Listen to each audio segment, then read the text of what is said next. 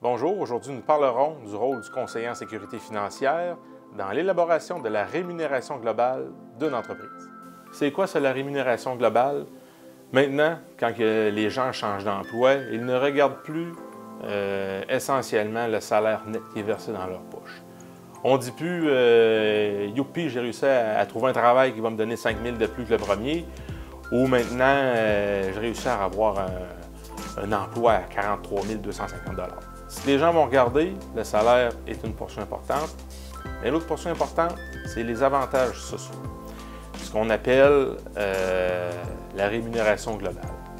Vous allez vouloir chercher un emploi qui va vous convenir, bien entendu, dans ses fonctions, mais à fonction égale, quel employeur m'offre le plus d'avantages?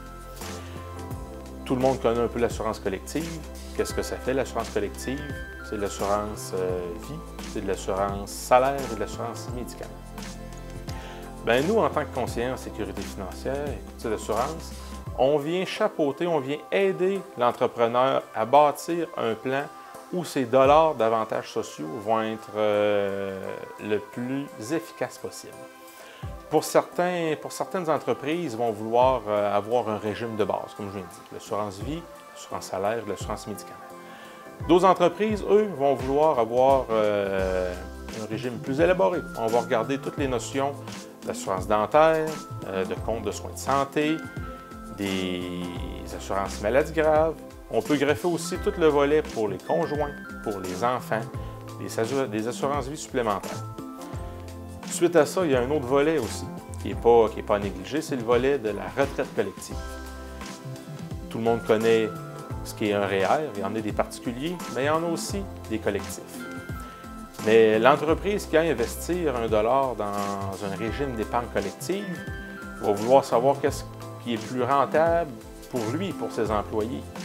Rendu à ce point-là, mon rôle, ça va être de vous accompagner pour sélectionner un REER collectif ou un CELI collectif ou un régime de participation aux bénéfices qui peut être plus avantageux fiscalement pour une entreprise.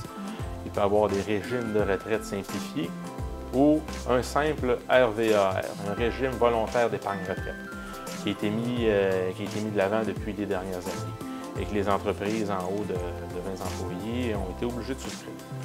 Il n'y a pas un régime qui est plus important que l'autre, mais ils ont toutes leurs particularités qui vont venir se greffer à votre réalité et à vos besoins. Je vous remercie beaucoup, c'était la fin de cette capsule. Si vous avez des questions, des interrogations, n'hésitez pas à consulter ou appeler votre conseiller en sécurité financière.